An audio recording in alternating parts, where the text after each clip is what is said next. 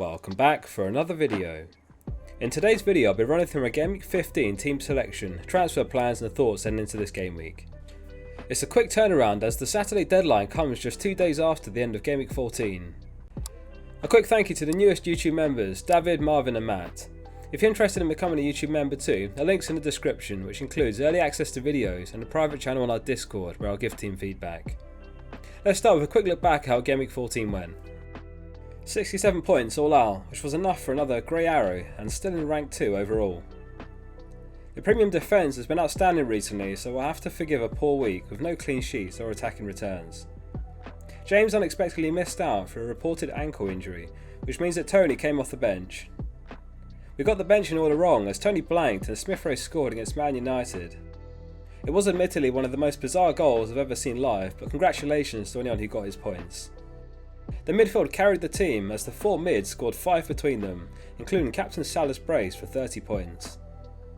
At rank 2 the pressure is on and we've got 2 transfers banked. Onto the Gameweek 15 team selection and transfer plans. Ramsdale starts in goal for another away fixture to an out of form Everton side. Everton have picked up just a single point from the last 6 games. Over the last 4 game weeks, Everton have an XG of just 2.46, which is second worst in the league, and they've sorely missed Calvert-Lewin up top. Trent conceded just a single goal to Everton in Liverpool's 4-1 win, which resulted in a 2-pointer. This game week he faces Wolves, who are another side struggling for goals. Over the last 4 game weeks, Wolves are worst in the league for expected goals on just 2.29 XG. However, in Trent's case, we're always hoping for more than just a clean sheet, and this season he has 1 goal and 7 assists. Reece James unexpectedly missed out for the Watford match and he wasn't in the matchday squad at all. We'll keep a close eye for any further news, as the latest was that he was in too much pain to travel to Watford after a knock on his ankle. If he does miss one more, there's no plans to sell him as the fixtures remain good all the way through December.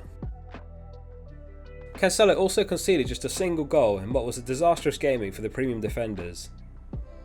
Walker wasn't in the matchday squad either, and if that remains the case then Cancelo's minutes could be assured for the away trip to Watford. We've widely discussed the inevitable rotation throughout the congested December schedule, and it's sensible to have reasonable players on standby on the bench.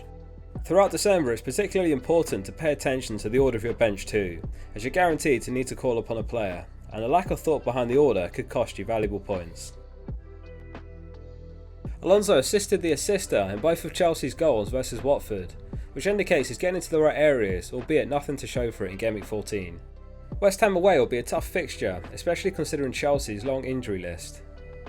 Over the season, Chelsea is second best after Man City for expected goals conceded on 14 XGC, so we'll hope the Chelsea double up can pay dividends this month. Salah gets the armband for Gameweek 15.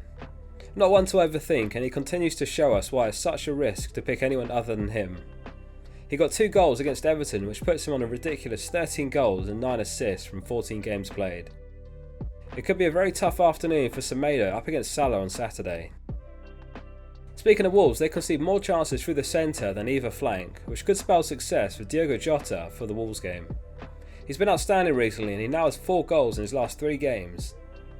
There's no news of Firmino's definitive return yet, which should only add to his appeal. He faces his old side, so there's no doubt he'll be well up for it, but he may refuse to celebrate if he does put one away at the Molineux. Heung-min Son has the Norwich fixture at home, which was one of the main fixtures that caught our eye when we moved for Spurs assets. That said, they've improved defensively recently, and over the last 4 game weeks they've got an XG conceded of 5.1, which ranks mid-table. However, it's still an incredibly tough game to shut out Spurs, and we'll be hoping that Son could hit some form to convince us to consider holding. Smith Rowe comes back into the starting 11 for the game against Everton. We discussed how his underlying numbers indicated some overperformance, and after a couple of blanks he bounced back with a goal in Gameweek 14. We picked him up when he was only 5.3 and he's now risen to 6.0, so we'll keep hold for now, and he's a fantastic rotation option for the next 5 games, and the likes of Gallagher and Foden are less convincing picks currently.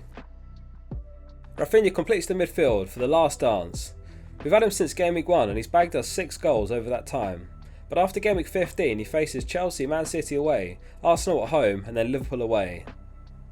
He is of course capable of picking up returns against any side, but he's likely to be moved on for another player who will back to outscore him over those 4. Tony completes the starting 11, and as a result we've got Tony and Rafinha playing one another, so we'll be hopeful for a high scoring game. Tony's also hit a bit of form recently after a very long dry spell. There aren't many obvious budget strikers to own currently, so we're in a state of limbo with the likes of Tony and Antonio, and playing patient could be key. On the bench it's Foster, Livramento, Armstrong and Antonio. If we have any unexpected bench-ins, then Livramento is a fantastic option off the bench for the home game to Brighton. As we discussed earlier, it's going to be key to have a player or two you can call upon as we hit some inevitable rotation. It's also worth bearing in mind that between Gameweek 15 and Gameweek 16 there's midweek Champions League and Europa League football. This affects a huge number of our players, so staying patient and ideally having 2 transfers in hand is the way to play it. The transfer plan this week is Armstrong to Josh King.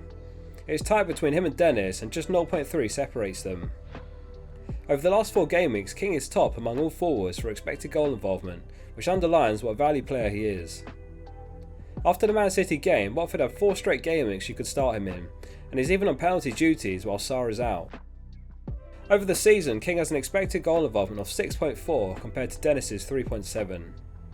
King also has an expected goal involvement every 140 minutes compared to Dennis's 270. King's had 10 big chances too compared to Dennis's 3. So we'll back the data, and there's also a possibility of Dennis getting called up by Nigeria for the African Cup of Nations at the end of December. That concludes the team selection for Gameweek 15, thanks for watching today's video. If you'd like to follow my team this season, make sure you're subscribed, and if you missed the top 100 managers team selection video, a link will be on screen at the end. Let me know in the comments how your Gameweek 14 went and what your plan is for Gameweek 15. I read every comment, so if you enjoyed today's video, let me know. Lastly, please remember to like the video and hit subscribe to support the channel.